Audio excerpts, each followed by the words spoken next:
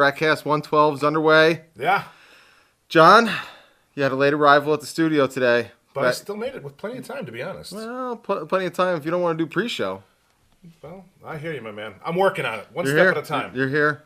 It's going to be the last Gratcast in the studio for a little while. We're going back to Buffalo. Well, John's not coming, but Andrea and I are going back to Buffalo. Yeah, buddy. But first, we're going to talk more about that later in the show. Let's talk about a busy week that's going on here in L.A., John. It's a busy week for everybody, really, to be completely honest. A lot of not good stuff happening in L.A. this week. Last week started with the shooting. That was no good. A lot of fires going on the past 4 or 5 days. Unfortunately, we dealt with this here last year up in the canyon. What's come your way so far? Well, partially what I've experienced is, of course, work becomes related because working in a hotel, there are a lot of people displaced by these fires. Therefore, they have nowhere to go, so they have to go to these hotels. That's a pretty expensive hotel, but we've gone from like 40% occupancy to like 100% occupancy. It was unexpected. So now there's tons of people that are coming in, and they all, they want to eat, they want to drink, all this other stuff. So it's been tough for them, obviously, because they don't have a place to be other than the hotel. But a little bit of a boom for you, huh? Yeah, it's good and bad. I'm glad I can help the others, but it's just a lot of work. Well, the other thing with the fires that's going on is like it's in bad like rich, expensive neighborhoods. Malibu's up in flames. And we were talking to somebody earlier today that was looking to get their house rebuilt, and they said because they're still remember the Creek fire just happened a year ago. Yeah. And we had a whole bunch of fires in this area now. So there's a lot of people that over the past couple of months are just starting to get their money in that and getting the contractors to build their homes and everything. So there's a massive shortage of contractors right now. Yeah, that's right. Somebody was saying there's a 2-year wait in order for them to get their houses rebuilt, and they should start looking towards 2021, 2022 on when they'll be able to get back in their houses. Now you had all these other people that lost their houses, and a lot of them are rich and famous people that have basically unlimited income here and are going to want to get back into a house quick. So the prices of all this stuff is going to skyrocket. So all the construction companies or whatever, they're all like we're all booked up, like we can't do anything. So is that what it is? They just run out. Yeah. By the time we can get to your job after all these other jobs, this is when you're going to be added to the calendar. And it's time to start a new business. Oh, dude, I've been saying it on social media and all of that. Anyone in the country that's a contractor and is looking for work should be coming to LA for the next at least 2 years. Yeah, seriously. Just loading up on jobs. Yeah, definitely. But the other side of all of this is a lot of the red tape that has stopped some of the development and permits and all of these things. I got a feeling you're going to see a lot of that stuff start getting trimmed and cut down when there's this big long line. And a lot of these people are rich people that I'm not waiting 2 years for you guys to get your paperwork sorted out. I want my house built and I want it built today. Exactly. I'll even pay extra if I have to because I have the money and I can do it and get it done. So with the whole thing going on with the fires and all of that, John, it got my brain thinking a little bit. Like how can we do something here to solve these fire problems and stuff? So what'd you come up with? Well, so you've got building codes for earthquake zones. You got building codes for tornado zones, and they've obviously know where high risk fire areas are because they tell us that we're in one all the time. Yeah. Oh, it's high risk. Red flag warning. Red flag warning. Okay. So if you're going to build a community as a developer in an area that's a known high fire risk area, then whether it's a cul-de-sac, whether it's a couple streets of a community, whatever it is, that community that you've carved out there should be surrounded by some sort of massive sprinkler system. Like an emergency sprinkler system at the edge of the neighborhood. So as the fire's coming, you can at least temper it back, fight it a little bit. Obviously, the coals and stuff are going to jump over and land in the neighborhood and still have problems. Mm-hmm. But at least if you have some sort of emergency sprinkler system, it can help temper the lines of what's coming, and it can give the people, the residents that live in that community, enough of a buffer that they can stay into the neighborhood and they don't have to evacuate, and they can help put out ambers and coals in their own houses and temper those things out from going up in flames versus just the wave that comes down a hillside and woof, everything's up in flames. Well, I mean, it sounds like a great idea. I'm not even sure. This maybe sprinklers is too weak of a word, but I know what I understand the concept. Yeah, a sprinkler is it's not going to stop a wildfire. heavy duty ones. Something a little bit bigger than what they have in building systems. Yeah. When the smoke detector goes off, sprinklers rain down. Here, listen. I honestly don't understand. This is something I definitely do not understand. we live near the ocean, and we have all these fires. Now, I don't know why you can't put water out on fires. I got a green cup. I just noticed that. Oh, did you? Anyway, why can't you, like, they drop all this retardant, which I understand, but you can't drop water or even just dirt or sand from the desert? Like, sand will put out a fire just as quickly. Yeah, that's a good idea. And here's the other thing. Again, I see these things that are like prototypes on YouTube and that. And yeah, I understand there's special effects, stuff like that, but there's certain things that they are what they are. Mm-hmm. And one of the things I've seen on YouTube, aside from solar powered roads, which I seen a decade ago, and we still don't even have a solar powered parking lot. Exactly. But oh, dude, if you haven't seen that video, look up solar powered roads. It's fantastic. Is these like fire bombs? They're like a little ball like this. They drop it into the center of a fire, and it explodes like a bomb, but it sucks all of the air out of an area and just it creates a vacuum that immediately puts out the fire in an instant because it's created an instant vacuum bomb. Right. So since there's no oxygen for the fire to feed off of, that just instantly goes out. So are they using these? I don't know anybody that's using these. I seen the YouTube video. I know it exists. And boom, years later, we're still having fire problems and nobody knows how to solve it.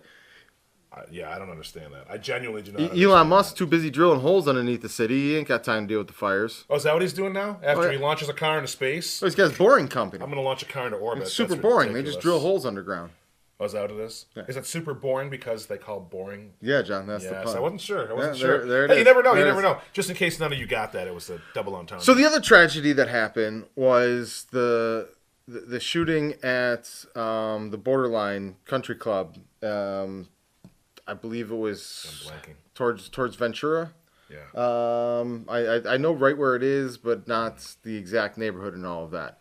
So while it was in Thousand Oaks. So that's not too far from here. It's about 30 minutes west. And this brought up a conversation on the morning show that we listen to all the time when we're doing Amazon packages. Mm-hmm. Heidi, Frosty, and Frank in the mornings.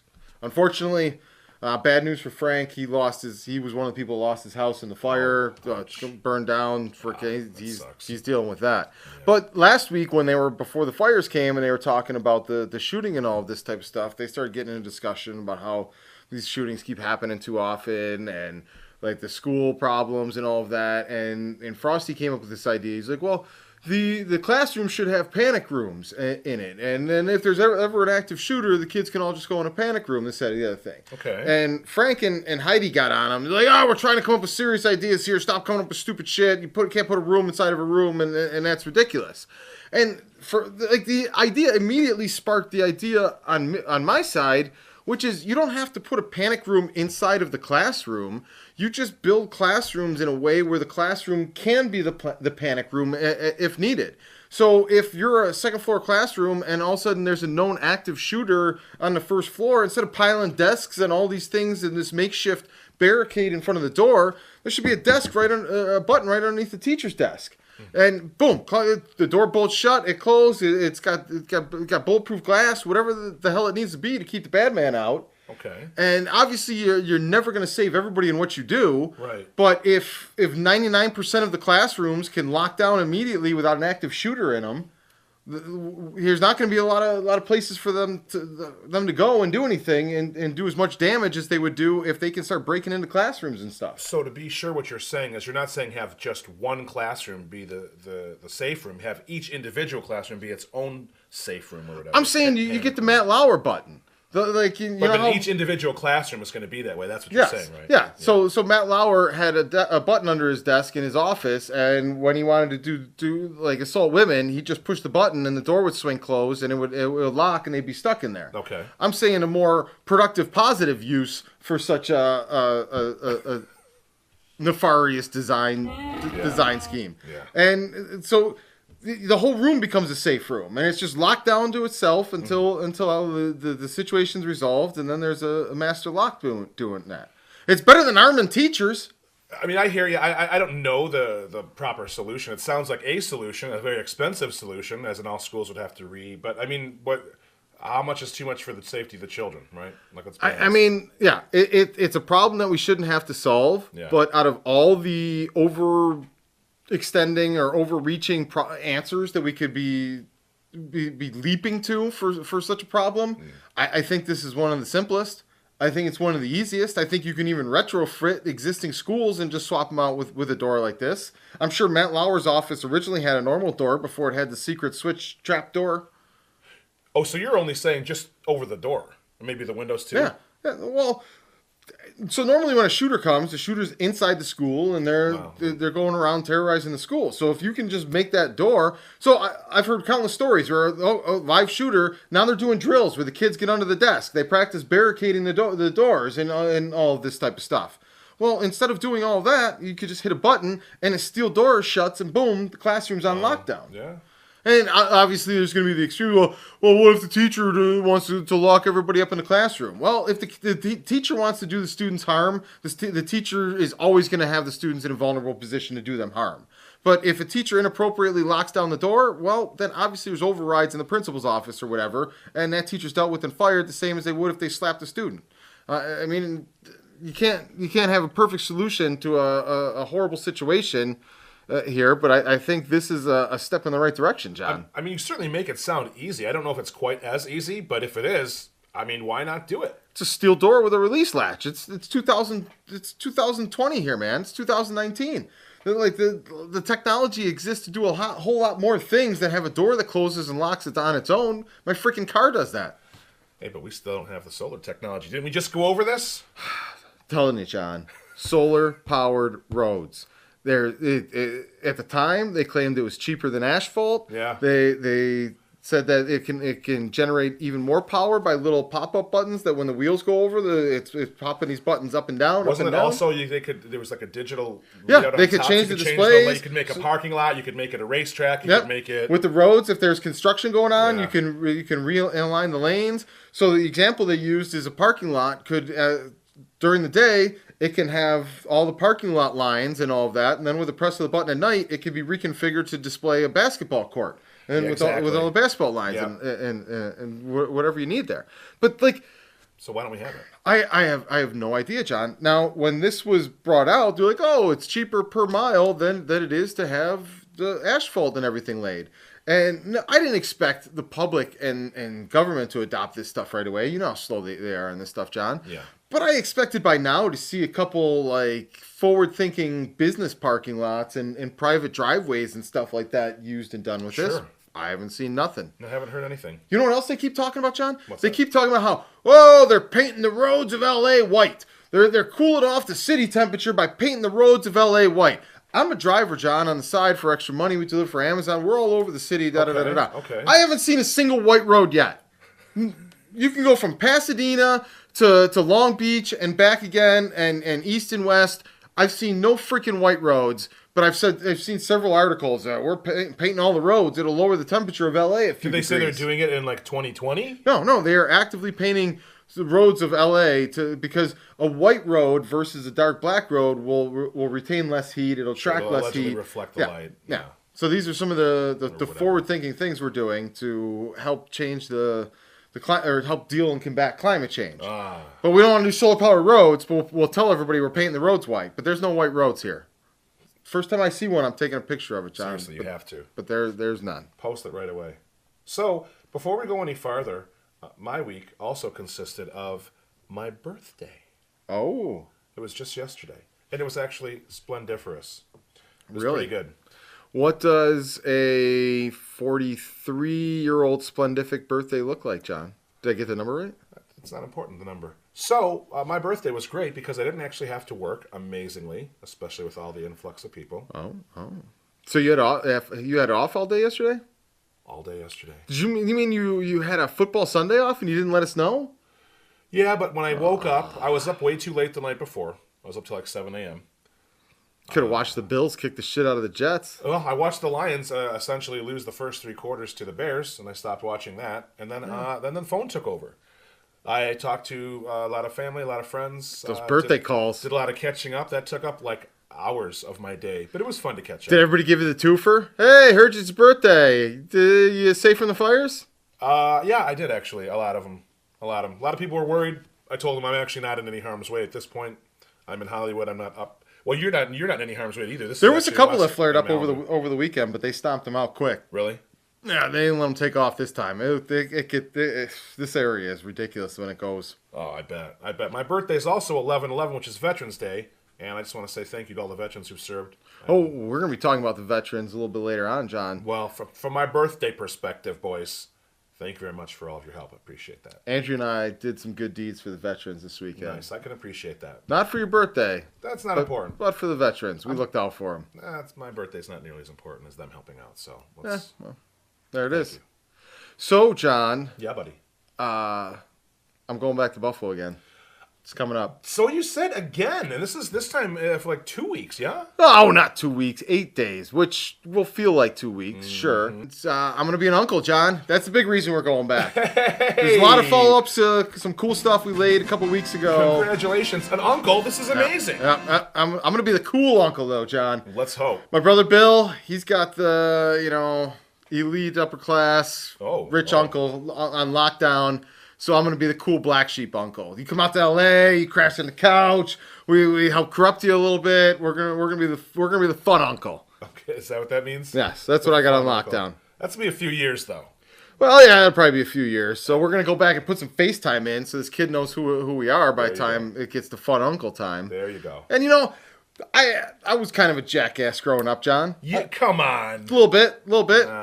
I wasn't the best big brother that I probably could have been and should have been. So it's time to do better with the next generation. Get that clean slate. Okay. That fresh baby that's not all screwed up yet and doesn't hate you. And didn't you just say corrupt it? Didn't you just say that? Well, that's what the fun uncle does. Down the line. Like, for example, when we go back to Buffalo, we're going to the Bills game with my fun uncle, my Uncle Dave. He's the cool one. He's still rocking out to the Bills games. Got season tickets. And that's going to be you to Yeah. I'm gonna be fun uncle back to the baby, who is going to be a female, but we have yet to get any kind of name hints or things like this. My mom's a real leaky bucket on this stuff, John. Really? So she doesn't get any more information. If anyone has any ideas on names, you might as well guess the name right now. No, John, because if they start guessing my names, I'm gonna get upset. And I've got 2 names on lockdown and reserve. We're not sharing those names.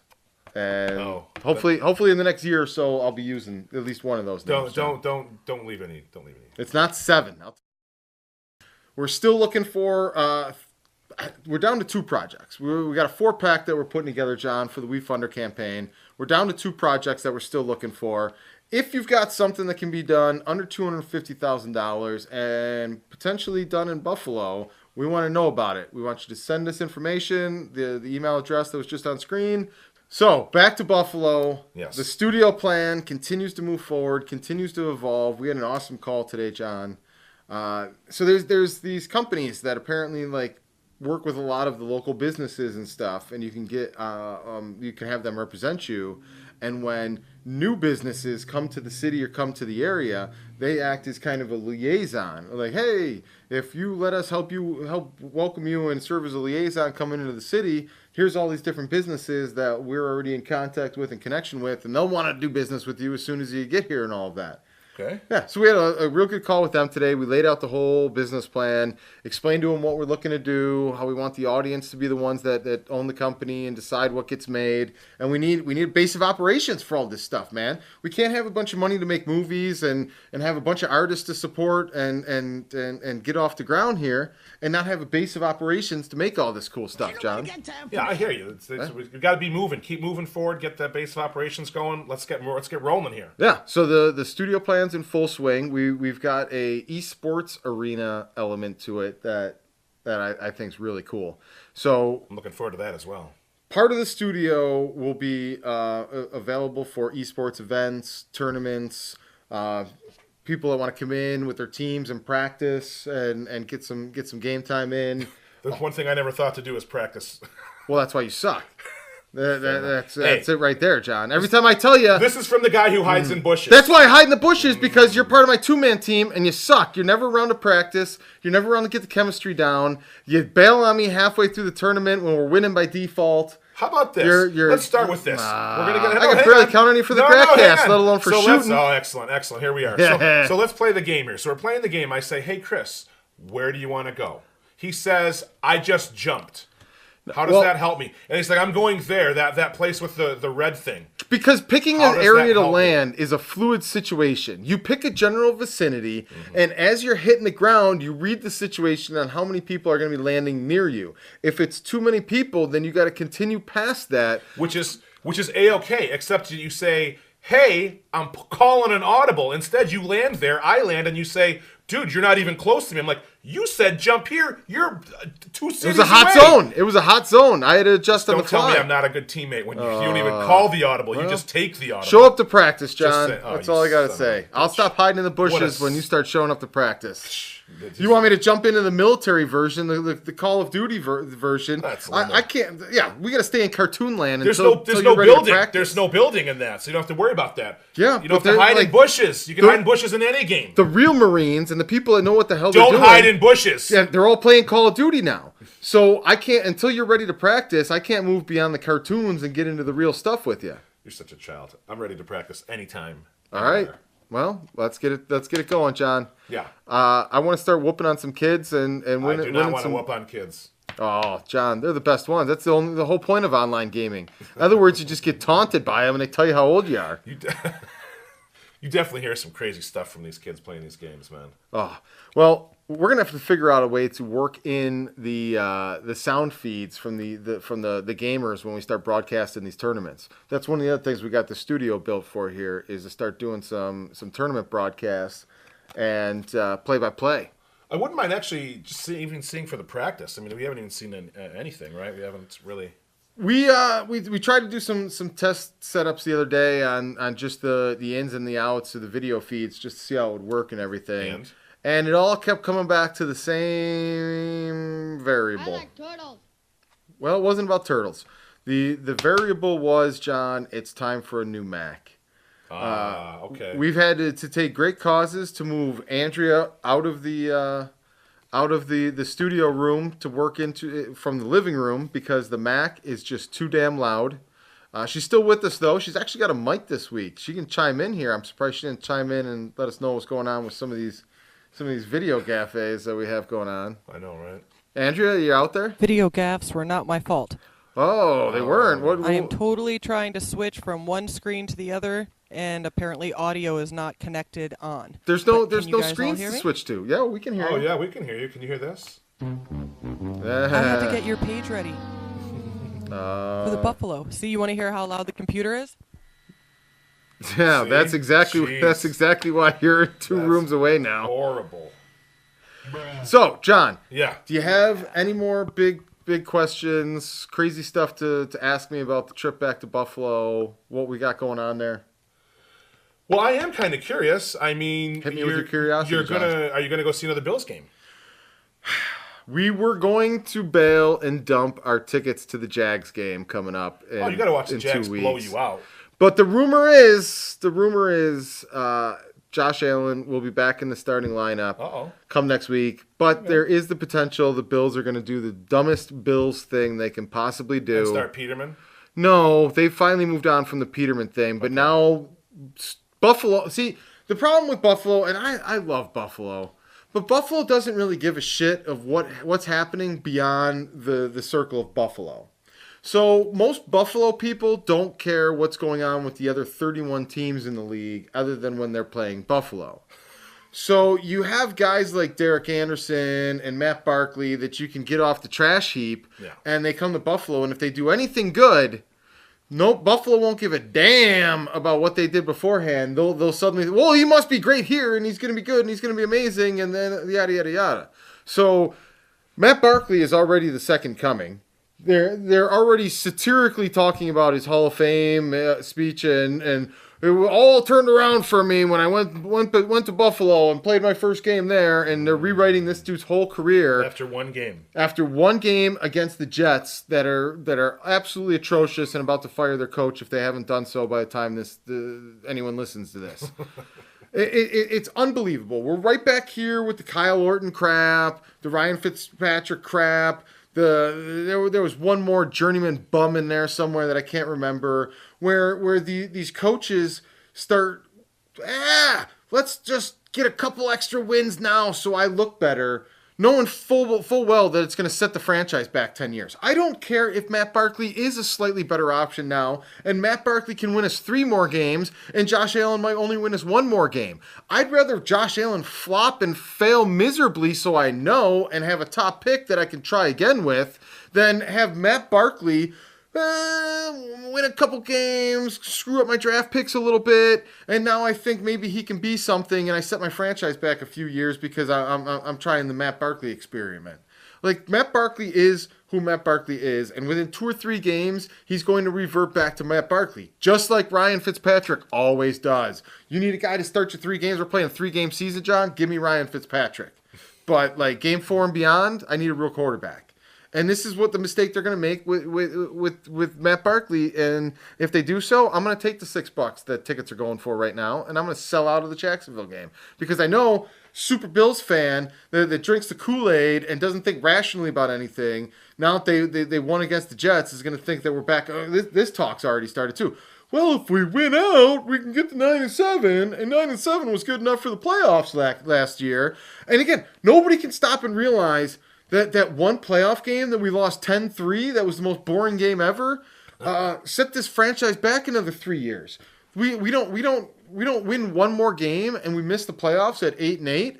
Well, number one, Josh Allen falls to us. We can pick him without having to give up a bunch of stuff. We may have even been able to move up higher and got one of the quarterbacks they actually wanted. And number two, we don't have to give up all these extra picks to move up, so we can now get some extra help for the quarterback we just drafted, John. Yeah. We lost a bunch of linemen in the offseason. We could have got some of them with those second-round picks. We could use a wide receiver, at least maybe one. And second and third rounds are usually great for finding wide receivers, John. But no. Yeah, Lions found one in the 3rd round. No. We outbid ourselves to move up 4 places for a quarterback none of the 4 teams before us wanted. I'm actually glad you moved up for the Watkins because there was rumbles with the God. Lions, who are horrible as well again. The Watkins one was, everyone knew that was a dead regime walking the second they moved up for that. And the fact every year away from the Watkins trade, every other receiver that was picked after Watkins got better and better and better. And Watkins is still, dude, the Chiefs are lighting it up. Yeah. Patrick Mahomes is like the greatest quarterback ever to play. And just terrorizing it. Second season, but yeah. And Watkins is still not putting up any stats. He's not? No, he's hurt. He's up and on the field. It's Tyreek Hill, the Tyreek Hill show, man. Well, it's Tyreek Hill. Who's their running back? They got that real good running back too. That young guy. Oh, they got a running back. They got the Hill. They got Kelsey as the tight end. I mean, Kelsey's as good as the quarterback. They said Kelsey's the second best tight end in the league behind Gronk. Yeah, but he's I don't know. He's a reliable tight end. If your quarterback uses him properly and throws him the ball, he's going to catch the ball. I think he's a product of having a quarterback that knows how to use his tight end properly. No, okay, fair enough. So the question is, are you going to the game? Yes, most likely, as long as Josh Allen plays, we are going to the game. I'm bringing my mom. Oh. Andrea's coming too. Oh, We're probably going to have to fight over the one snowsuit that we have. Uh-oh. Or, yeah. Borrowing. I claim. Oh, come back to us, Andrea. You got a little staticky there. Can you hear me? Yep, we hear you now. I'm totally wearing that snowsuit. Well, now? You might have to fight my mom for it. Oh, I claim dibs. We'll go to the we'll find it. I don't think my mom watches Gratcast, so I don't know if she's going to hear that dibs. Well, her loss. Can't get my mom to watch Gratcast for nothing. That's how it happens. So, John, besides the trip back to Buffalo, going to be an uncle, it's going to be an awesome time. Yeah. We did some cool stuff this weekend. We did one of our first live performances. Actually, we did our first live performance. We did a live stream performance of the American X. Oh, my fault. I combined the event and the band. We did a live stream performance of the American Warrior Music and Film Festival. Nice. Which had live performances from Cave Underwater and from weapons that he does in 4 different cities. Oh, wow. Buffalo, he does it in because he's another one of our Buffalo guys that's all over the place. Okay. Does one in Buffalo, does one in San Antonio, does one in Austin, does one here in LA, and I think he's adding 2 more shows next year. And they have anywhere from, like, this event only had 2 bands, but one of the events they did had 30 bands and lasted like 2 days, a couple different stages. But a lot of these bands are like military veterans, that are in rock bands, and it's some of it's like death metal. They're like hardcore. Can't do that, bro. No, yeah, I'm not big on the death metal stuff, but they've got a really passionate following. Okay. They do a lot of events for military veterans, and they go back and support all of their guys. So they also had kind of I like that. a big special anniversary party. I think it was the Marine Corps' 100th birthday, or I feel like the Marine Corps has probably been around for more than 100 years. Yeah. But yeah, so they rolled out the birthday cake. They had 240 some years that I figured the Marines had put a little more time than in 100. it. A little more than 100. So yeah, they celebrated the birthday. They rolled it out. They had this whole Marine ceremony for the cake and who gets the cake and everything.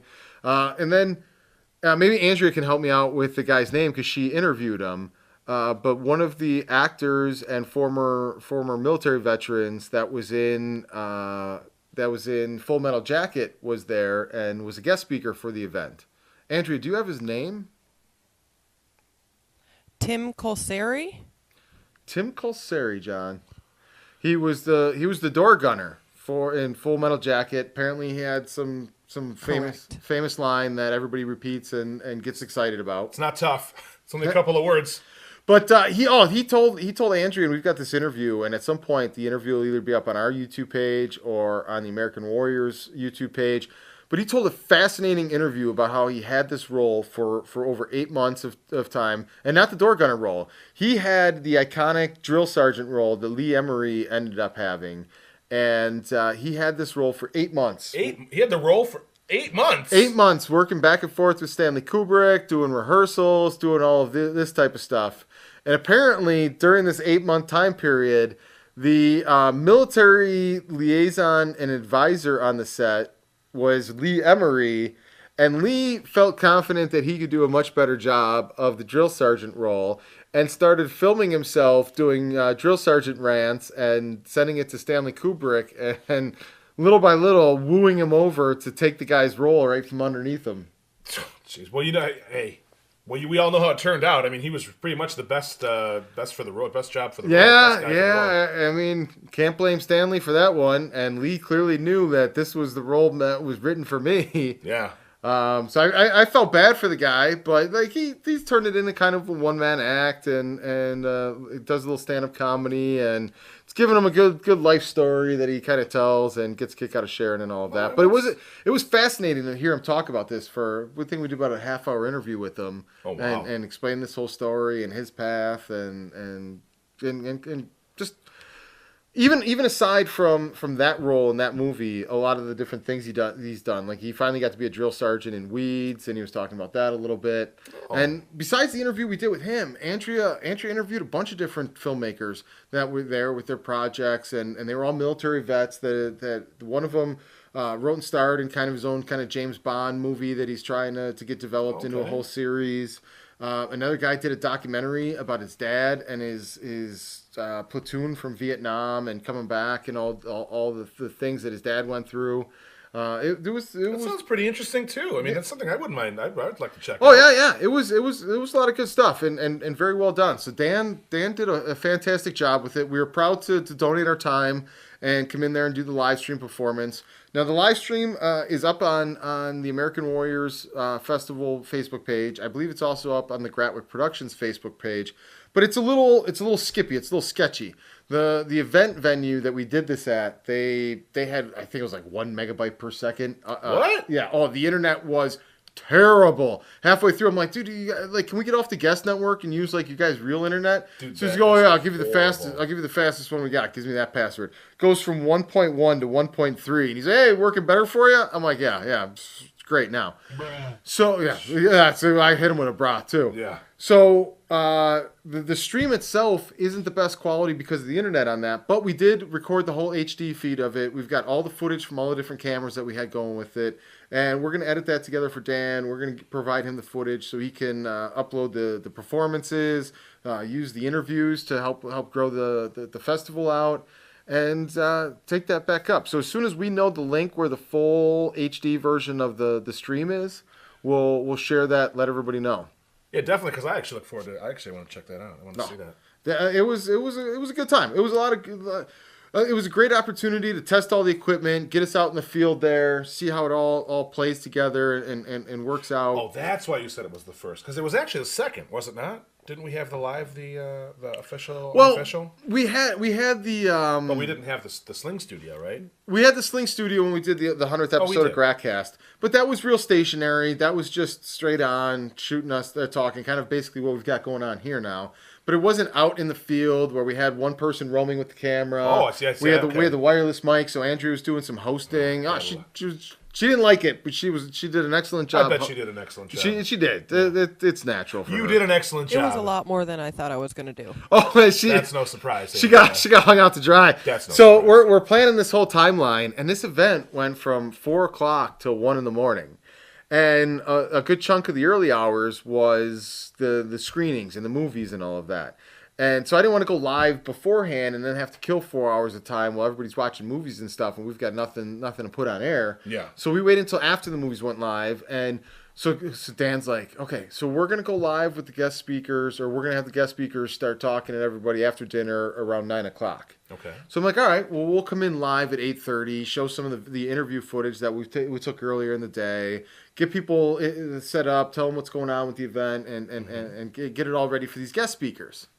So we go live 8:30, 9 o'clock comes. Dan's like, well, 15, 20 minutes probably till we're ready to start doing. 9:30 comes, but no, 15, 20 minutes.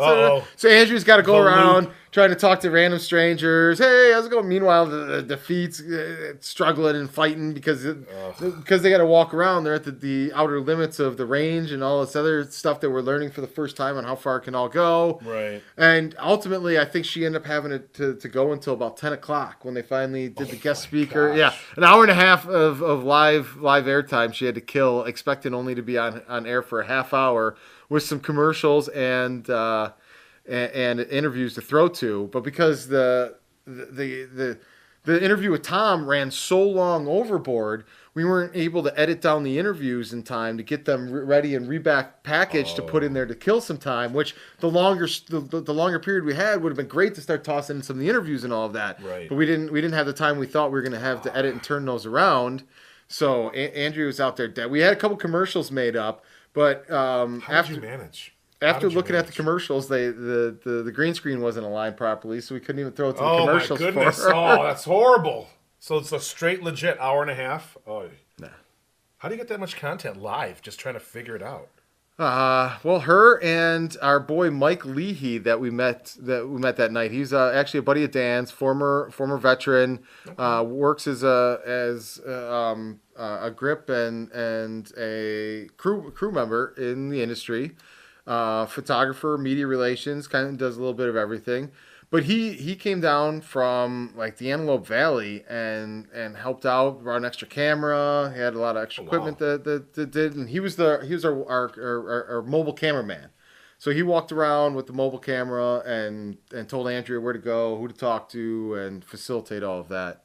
Oh, so he made it a little bit easier. That's always good. Oh yeah, without him, it sounds like it would have been kind of chaotic, to be honest. Well, I don't know if we would have been able to do much without it because we needed somebody to work the board, somebody to walk the camera around, and then somebody to be on screen. So if we were down an extra man, it would have been it would have went downhill fast. But thankfully it didn't, and you can check out the footage. And Andrea, anything to add about your hour and a half time on live air? No, I'm all talked out. Oh, well, that makes sense. Excellent. But we are to the point of the show where we have a very, very special announcement. Andrea, are we ready for the special announcement? We can be.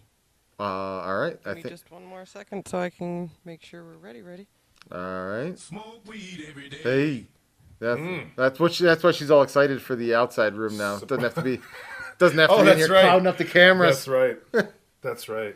So while Andrea gets the object of the special announcement all set and ready, I'm going to kill a little time here, and I'm going to let the cat out of the bag early. Uh-oh. Well, actually, here comes Andrea with the special announcement.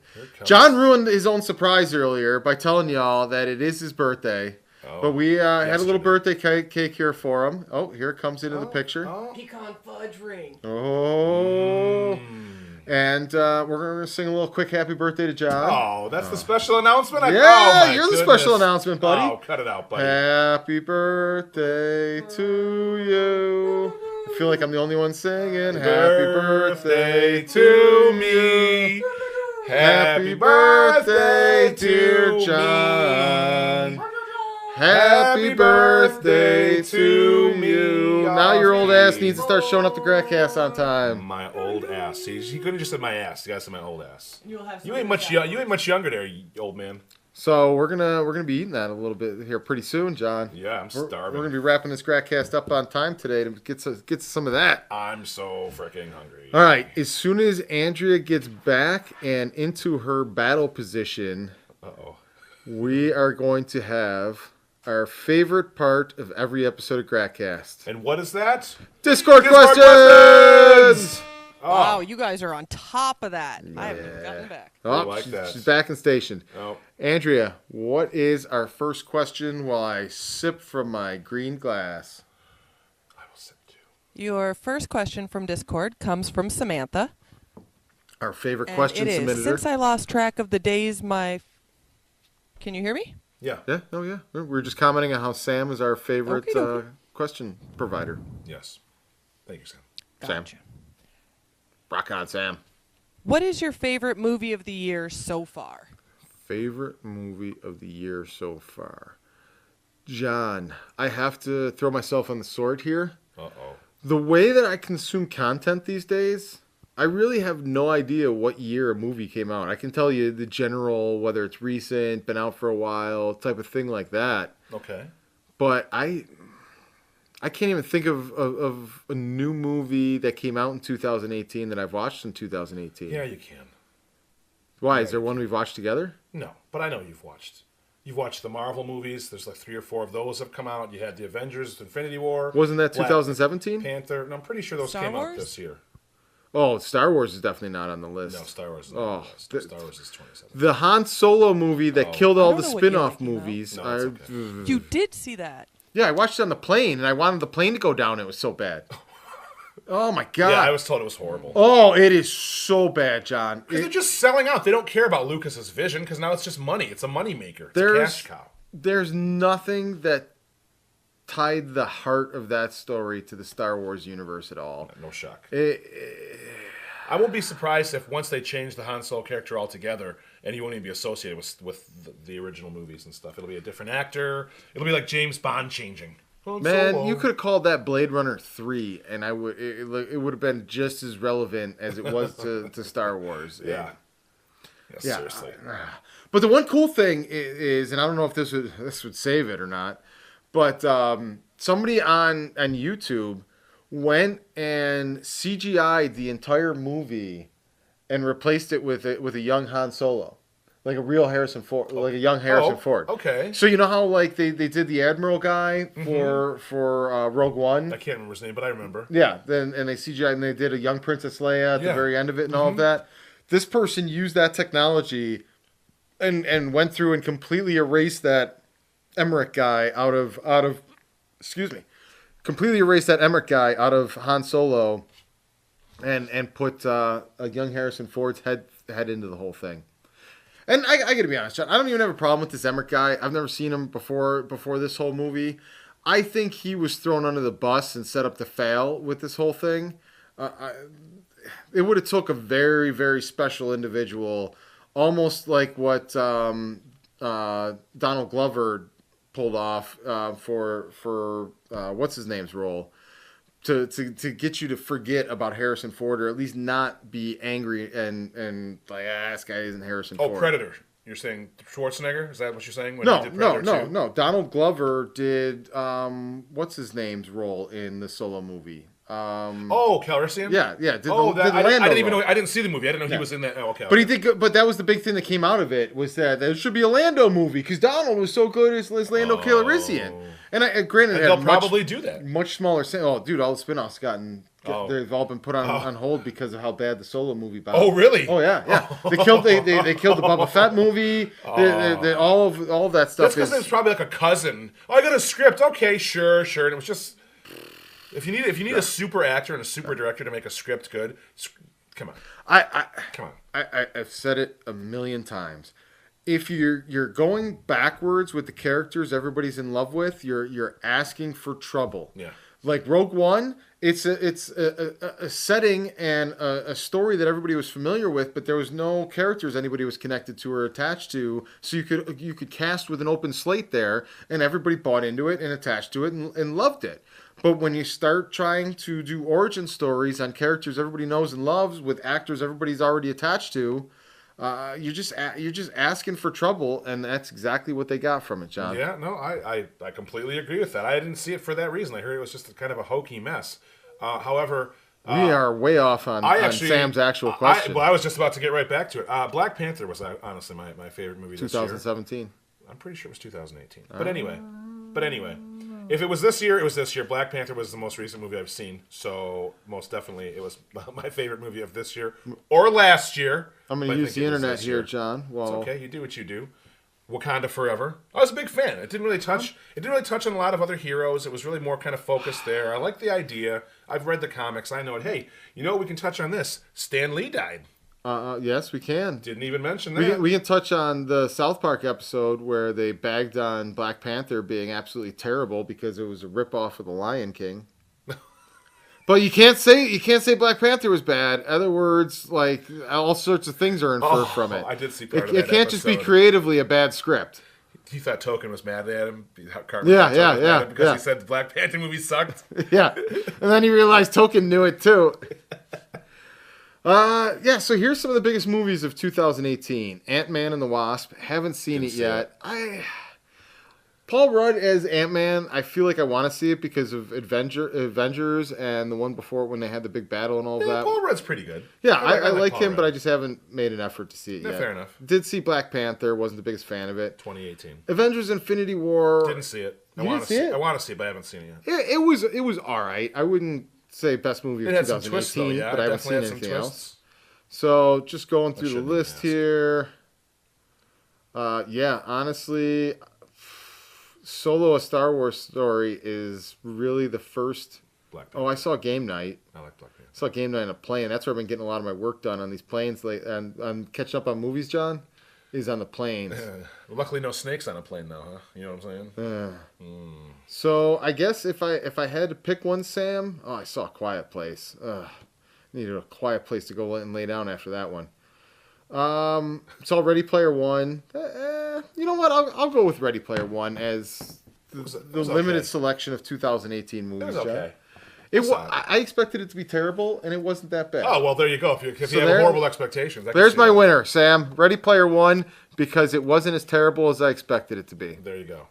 I expected a lot more nostalgia. I thought they could have done a lot of cheap gags and fun. I mean, they slipped some in, though. The DeLorean. Some of it. It was all there, but there was nothing kind of used as its own kind of prop or gag. And I think, and I don't know because I unfortunately still have not read the book yet, even though many friends told me to read the book even before it was discussed to be a movie, but I'm sure the book gives you much more than what the movie gives you. Oh, absolutely. It's got to. But I just thought there would be more gags with each of the nostalgia. And in some ways it was better for not having that, but in some ways I was disappointed that they didn't have that.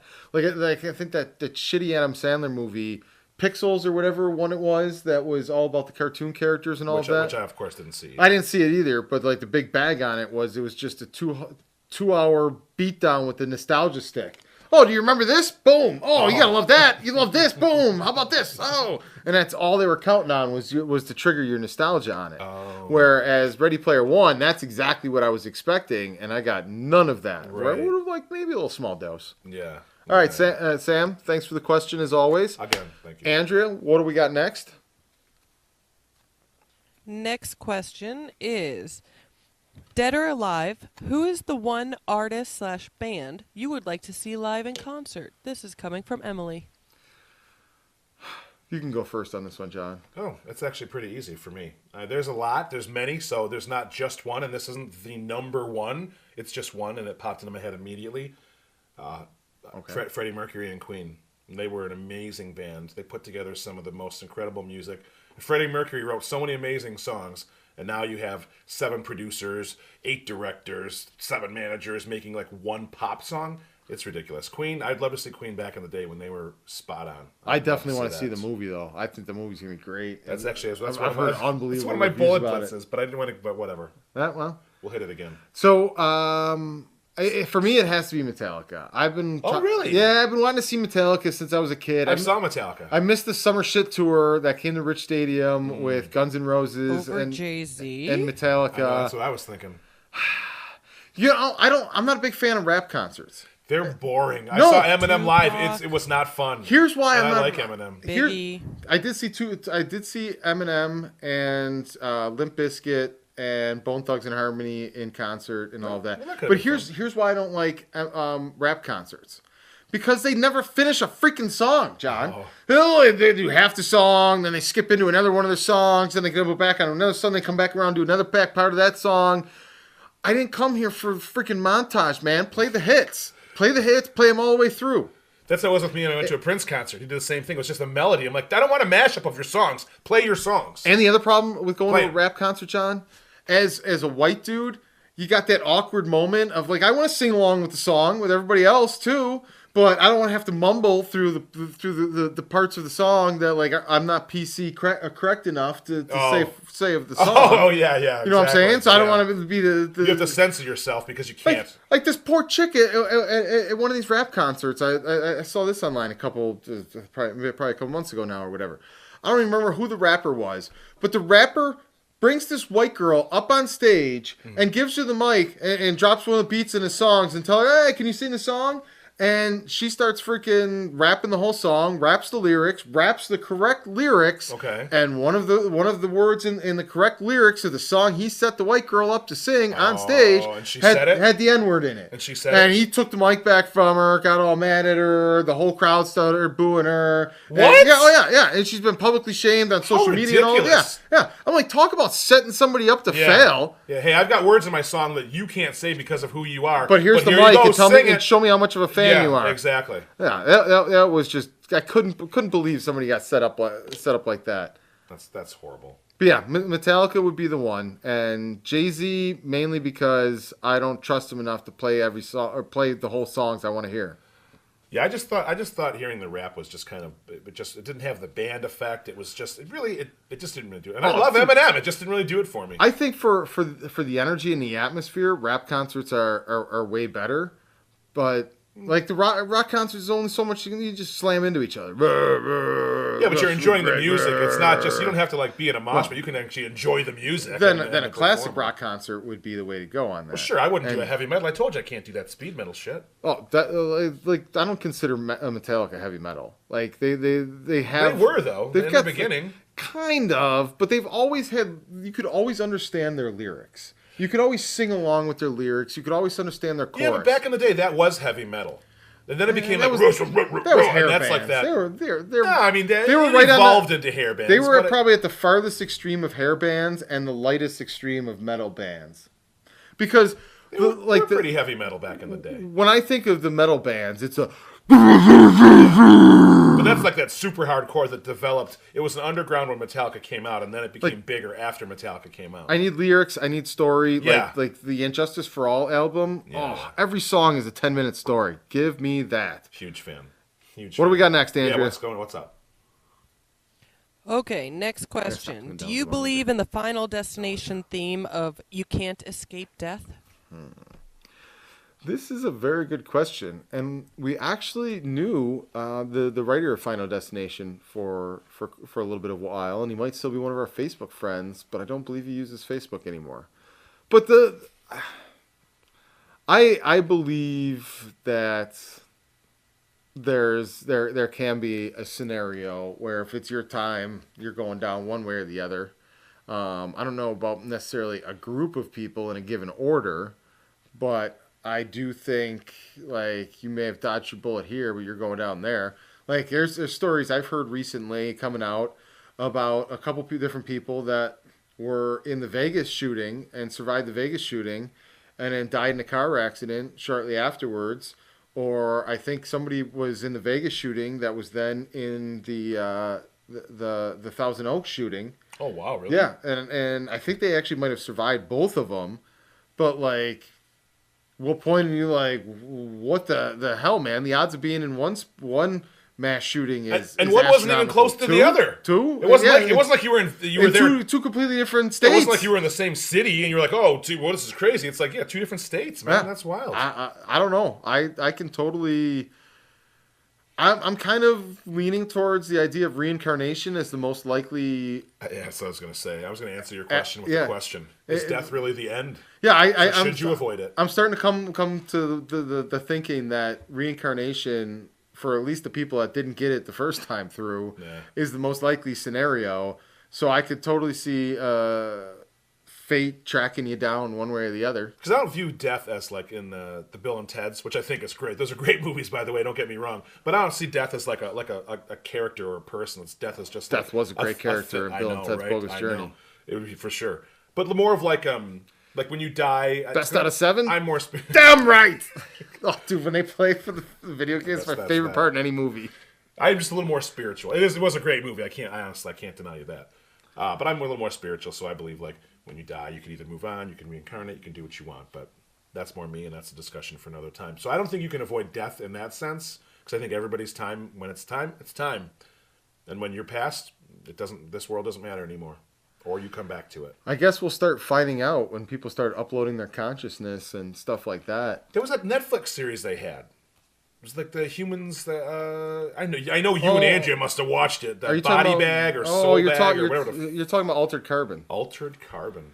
Yeah, but like they were transferring their souls right into new bodies. But if the Final Destination effect is real, then you're not going to be able to get away from it, even transferring your soul to somewhere else. No, I agree. Then we'll know for sure it's a thing. Oh.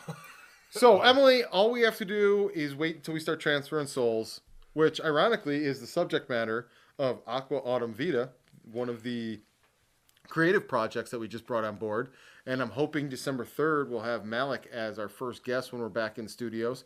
Cash Hovey, if you're checking in and wondering why you haven't gotten your invite yet, we might have to reach out to you and bump you for the second guest on week 2, because I'd like to get Malik in here and on the show before we do the production of Aqua Autumn Vita. I would like to see that too. I mean, if you watched last week, I want him to be my first guest on the show. It works. Freaking, again, we can talk forever about consciousness, and I'm guessing he can too, because he's built a whole world around it. I can't wait. Andrea, do we have any other Discord questions?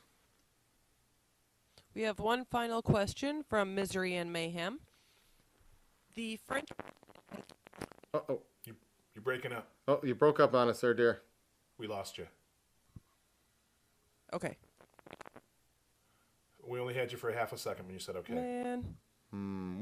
We got these Sunbeam. All right, I'm going to try it again. Got these Sunbeam batteries in our wireless The mic. French president... Let her go. Yeah. Oh, here we go. Has suggested the European Union form an army of their own to protect themselves from China, Russia, and now the U.S. Do you think this is a smart call on his behalf to approach all the countries in Europe about that? And what's your opinion on the situation? I'm not a huge war guy to begin with. And this will be the final Discord question. Okay. I don't like war. I don't like it at all. What is it good for? What is it good for? Absolutely nothing. Exactly. In the overall scheme. However, I do think it's a good idea, as strange as that might sound, coming from one dichotomy to the next. But I mean, if you need to defend, like the U.S. is doing what we're doing with our military. China's huge military, Russia. I mean, you might as well get something and maybe defend your little area because maybe the world is coming to a giant war and you need to kind of carve out your own little space. I don't know. So it's good to at least check. It's good to check in with your neighbors, see what they're thinking. Maybe they'll join. You're like, okay, we actually have a decent military. We can put together the EU military, I guess, and we can protect all of our nations. Why not? They're smaller nations. They're going to get stomped on by the bigger nations, probably. That's why they're doing it. So, I mean, I think it's a good idea to at least protect yourselves, assuming there's war. If there's no war, don't do it. I'm circling around basically the same vicinity on that. Okay. If we're footing the bill for all your protection now, and you've gotten away the last 80 years since the big one without an army because the U.S. has got your back, well, get your own damn army then. Yeah. And like if we got to go toe to toe, then we got to go toe to toe. In the meantime, you protect your land, we'll protect our land, and everybody's bills go down a little bit. Well, maybe not yours because you're covering your own defense for once. But like, it seems ridiculous that like the only place we've had world wars is in Europe. How do any of you jackasses not have a military? And if you've all got your own militaries, then well, they have NATO. Well, then you should be doing joint training. That's what part of the problem is Trump is saying that he'd like to have U.S. out of NATO. So knowing that we helped an awful lot, they are now trying to figure out a way how, if we aren't going to be helping anymore, how can they cover themselves? I think we need to sort this out once and for all here on the NATO situation. Are there two NATOs, John? Because when I was growing up in my day, NATO was the North American Trade Organization or whatever that they set up for Canada, Mexico, and the U.S. to trade stuff together. Or was that NAFTA? I'm not NAFTA. What would North American Free Trade Agreement? Yeah, that was NAFTA. All right, now. Yep. So for a while, I'm like, is there two NATOs? What's going on here, the glass man? has been broken. All right. Now we're on that. Okay. Yeah, I don't know what is NATO like its own military, or is it a coalition of all the European guys? And if so, why don't we just call NATO Europe's military? Oh, I'm not even 100% sure. I didn't think you were asking me. I actually thought you were asking Andrew That's for some ridiculous reason. That's what I thought. So, I don't even know. I couldn't even She's answer the one that sitting there question. with the internet off camera. I thought I heard a chirp. I to chirp something. Anyway, I'm not even 100% sure what NATO is. I think it's an accumulation. I thought it was a trade agreement up until 5 minutes ago. But then you came up with NAFTA, so you popped your own bubble. Yeah. Either way, I still think because it's the a O good was idea. throwing me It's off. a peace agreement. It is a peace agreement, the NATO peace agreement, right? Oh, well, that's not anybody's After military. World War II, peace agreement amongst all the European countries, every country that was a major Just like the gun force laws. during How's the that World work War when II somebody decides? efforts. It's like well, It's Hitler. I supposed didn't to know we make had a it that peace if you agreement. stand as a group, you won't let the bullies ruin everything. I mean, that seems to me. And again, it's not like the bullies can be like, oh, well, they've got a peace agreement. I guess I shouldn't be a bully. Uh-oh. No, but I think It's a gun-free zone? They're fault. gonna get to band together, and if you keep messing with them, and then they'll respond. I'm guessing that's the whole point. Like they won't be bullied by the rest of the world anymore. If they've got so much damn confidence in their little peace agreement, then they don't need their own military. If they feel like there's somebody that's going to not honor the peace agreement, which is usually what criminals and dictators and bad people do, they don't follow the rules, John. They're rogue. And what happens when you don't follow the rules? You get the Minnesota Vikings horn? Yes. You do. All right. So is that pretty much where you're at? I mean, you're okay.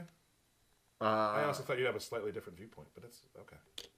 I think it's ridiculous that we got to be the police for the entire world. Yeah. I'd resent the hell out of us too if I lived somewhere else and you guys got to come around and play sheriff all the damn time. I mean, I just think the U.S. is sticking its nose where it doesn't belong. Well, that's exactly what I'm saying.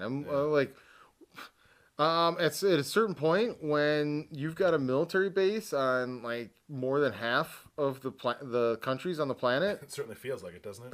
That's not like we're your friendly neighborhood looking out for you guys. Right. That's we're here. Don't do anything stupid. Because we're watching. Yeah, it's not going to take us real long to react. Yeah. I honestly, if I was in another country, I don't care what you're offering. A foreign military isn't maintaining a base on my soil. No. Like, it's not a coincidence. There's no French bases in America. Well, it's not like we gave Great Britain, hey, you guys want to have that's a why they base have over on the embassies. East That's Coast? the closest. That's where your representation ends. You can have it on. But we've already got those too. So we've got embassies and bases in other people's countries. Well, I'm saying in our country they can only have the embassy. Yeah, that's what I'm it. saying. Yeah. It's absolutely ridiculous that we won't let anybody else have a base on our country, but we go around everywhere and we're like, hey, we'd like to have a base here. No, we're not going to stick our hands in your affairs or anything like that. We just want a good launching pad to stick our hand in their affairs. Yeah, exactly. I mean, come on. It's horrible. Yeah. So that brings us to the end of Discord questions. Discord questions. Where is it? Why is it delayed? There we are. Let's keep moving. Time for the bullet blitzes. Hopefully the sound effect will be loud enough to hear this old week. bullet blitz. Ooh. John, you're first on the bullet blitzes this week. Okay, well, I'm gonna start my first one where I was gonna keep it. It's with the Freddie Mercury movie coming out, and the Queen movie. Did you like Queen and Freddie Mercury? It's a two-part question. Did you like Queen and Freddie Mercury? I would throw them into where I throw most mainstream musical acts. I was not like, oh, I love Queen. I'm a Queen fan, but like I like a lot of the same songs everybody else does and all of that. Okay. There's good songs with good lyrics that were emotional and hit the right chords and all of that. So yeah, I mean, I'm a general fan of Queen. I'm not like So you know, like their hits. Yeah. We Are the Champions, Well, Bohemian Rhapsody. You probably know all those. Okay. I could sing Bohemian Rhapsody with the best of them. Okay. Well, with the best of them. Oh. Ride my bike. Oh, there you go. Fat Bottom Girls. Oh, such another good song. I always get Fat Bottom Girls confused with AC/DC. That song always feels like an AC/DC song to me. Really? Oh yeah. Oh, I never. Totally. That never happened to me. Because it's right up there with Hey Big Woman, You Made a Fat Boy Out of Me, or is that Fat Bottom Girls? That's Fat Bottom Girls. Oh, well, it feels like an AC/DC song to me. Every time it's on, I always think it's AC/DC. So the follow-up question is essentially, if you liked any rock bands, what was your favorite rock band?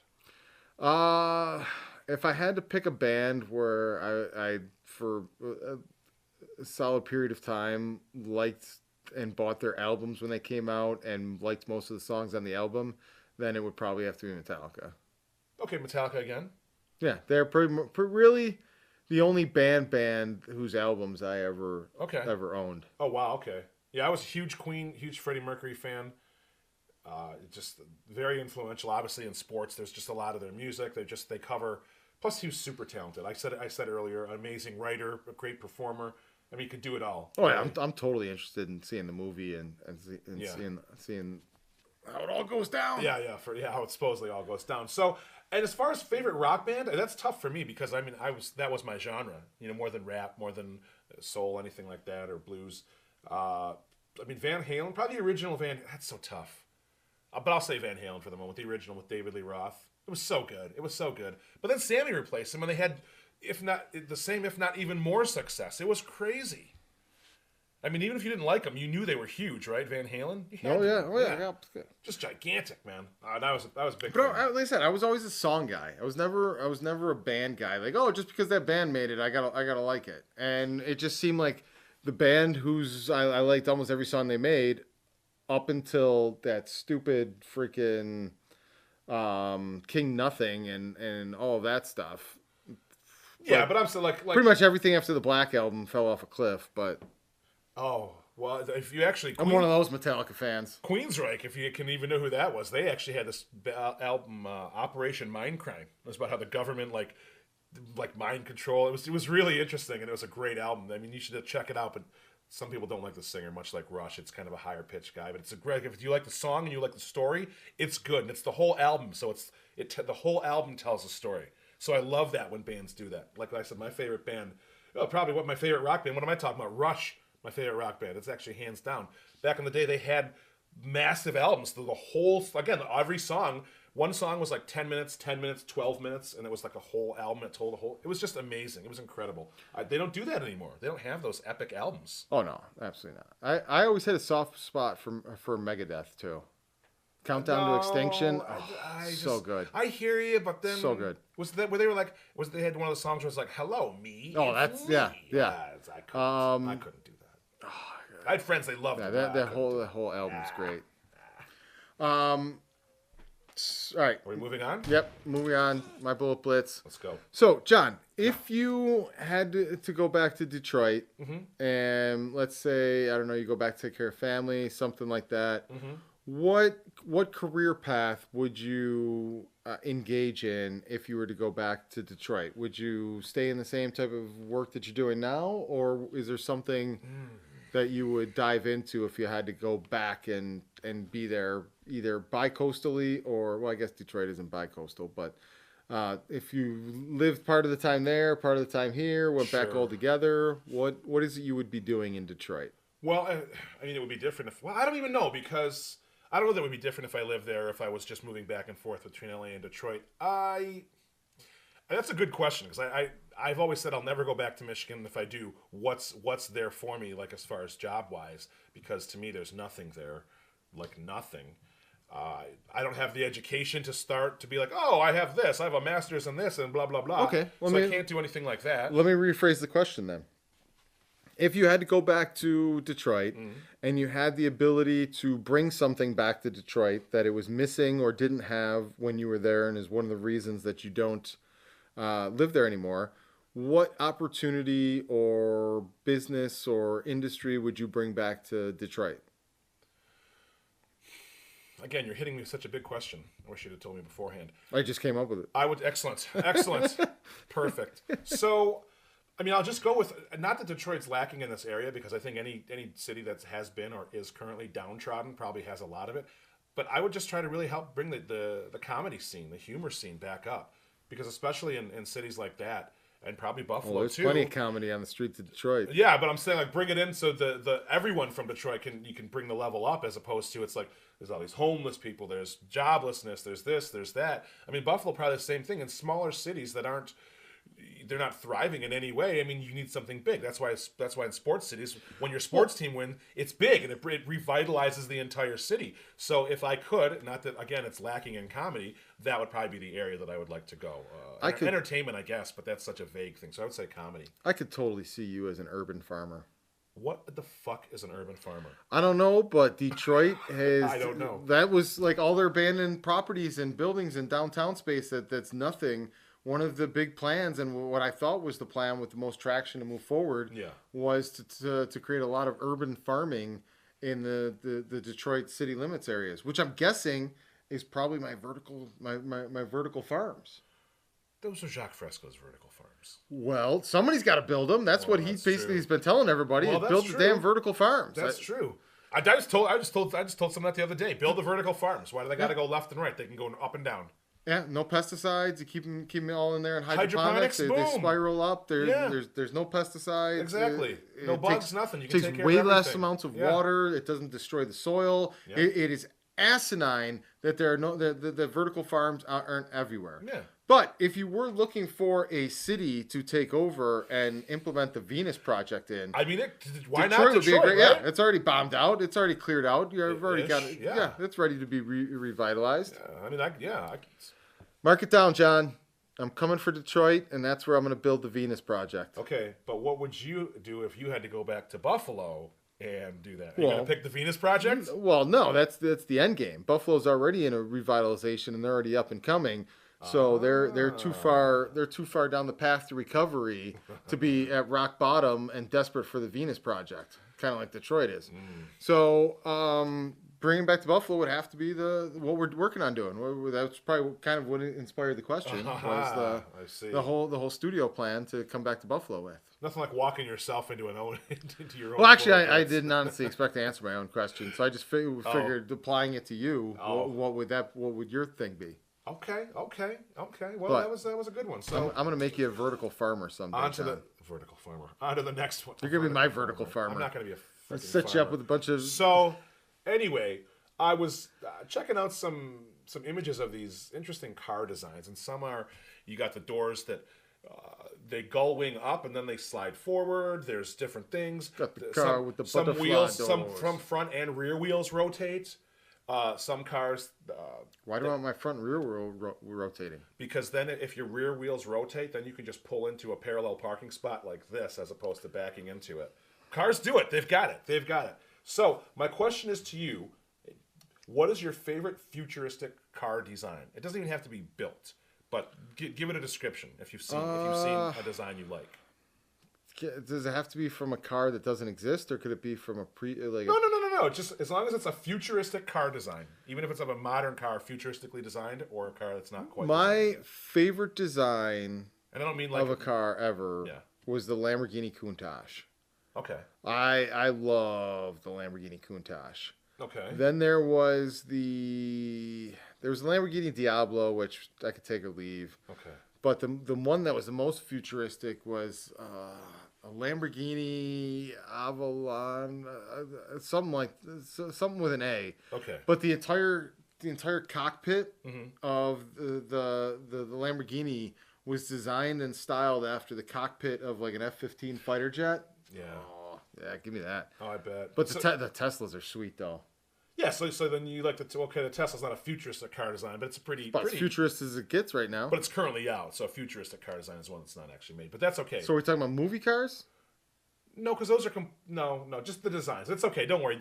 Yours work. The Lamborghini. I don't know any the working Lamborghini designs. with the digital. Well, there's like a car that's a helicopter and a car together. I saw that, and that was interesting. Yeah. So you can drive it, but it's got the big helicopter blade on top. So when you want to take off, you can genuinely fly, but it's like flying a helicopter as opposed to like a plane or flying off the ground. I've seen a couple different things that are like, oh, the flying cars aren't. They're amphibious cars now. You can drive and you can drive on water. You turn it into a boat. I think stuff like that. I think this whole personal flying vehicle stuff is just asking for trouble. Sure, would it be great to get up and over the traffic and get somewhere quick? Absolutely. But what happens when every other asshole's flying through the air as well? Now there's no roads and there's no markers and everything. We're not all going to be in single file line like in Judge Dredd. The Fifth Element, Back to the Future. There's all these airborne roads. People don't stay on the real roads now. You think once they're airborne, they're going to stay in any lanes? Get out of here. It's going to be anarchy up there. I'm going to be down here on the roads then saying, finally, friggin' bunch of assholes all up in the air. The roads are clear. Perfect. Well, I guess that's that. All right. Final Discord question of the night, John. Let's hit it. Hit me with it. Actually, final bullet blitz of the night. Yep. So, I don't know if you saw this recently. What's that? But the police force in Dubai, I believe it is. Dubai. Well, that's how you say it. That's how everyone says it, but okay. Not everyone. Well, you say Dubai. Yeah, well, that's how I say it. Okay. So, everybody in Dubai, the police force have had one of their key resources removed from them and replaced with something different. For longtime listeners of the Gratcast, you will know that my visits to Tijuana, which Greg's coming out here in March and he wants to go to Tijuana. I don't know. I got to try to talk him out of that. Shot way down and ceased happening once I learned that the Tijuana police force had their guns removed and replaced with slingshots because they had no idea who was corrupt or not. So this was their solution, is just get rid of all their guns and give them slingshots until we sort it out. You know how you find out who the cops are that weren't crooked? All the ones that quit on the day you replaced their gun with a slingshot. Yeah. I'm out. Exactly. So anyway, the next most fascinating replacement of police resources has taken place in Dubai, John. They've taken away their police vehicles. They're training them now on hover bikes. Hover bikes. Hover bikes. As in legitimate hover bikes. Yes, hover bikes. Seeing would be believing. They're not the kind of hover bikes you and I would want them to be. Right. And it's like we had those hover boards, but they were 2 wheels, and you just stood on them, and it was like a hoverboard. It's 2 wheels. The hover bike I'm guessing you're thinking of or wanting is the same one that I'm thinking of and wanting. But it's not what it is. The speeder bike from Star Wars? Yeah. Sure. So it's shaped similarly to that, but in exchange for anti-gravitational power, it's got 4 propellers in the 4 quadrants of the So there's no bike. wheels. Yeah, so instead of wheels, it's got big giant propellers. Okay. And that's riding around all like that. Okay. I mean, that's interesting. It's funny that you say that because one of the other, in the futuristic style cars or vehicles, I'd seen a video. I don't know what town it was supposed to be, but it was this big. It looked like a giant bus type vehicle, but it had sirens and it was like a emergency vehicle. I think it was a fire engine. So it was driving, and then it came up on cars, blocking both lanes, and it wouldn't fit through. And it raises up, and it's not. It rides in the middle, but it's going. It goes right to the fire, and then it opens up, and then it's this huge a huge drone that lifts them up to where the fire is, and that's where they were throwing those balls. I think you were talking about in the smaller fires. I'll show you the video after this. There's a little bit of everything in this video, and it was crazy. So they were putting out the fire, and then the drone got closer to the building. I think a gate opened up, and then the people walked out from the building. Oh, yeah, I actually think I've seen this video. Yeah. I just watched it earlier today. It was amazing. It was crazy. There's supposed to be a bus that I could have swore they were testing in China that rides up on like high wheels like that. Mm-hmm. So the bus part of it is up in the air, and people can drive underneath the bus. That's what had happened with this fire truck style vehicle. Yeah, I think. It was amazing when I saw it. I was like, this isn't real, but they want it to be real. Well, I'm a fan. You know what time it is, John? It's time for cake. It is time for cake. It is time for cake. But we're going to get out of here lickety split. Yeah, it is time to get the fuck out of here. Well, me, I'm just sitting my things and leave. Please, this shit I'm out. No. Note to self, John. No green cup next week. Does it look like you're drinking nothing? Boom.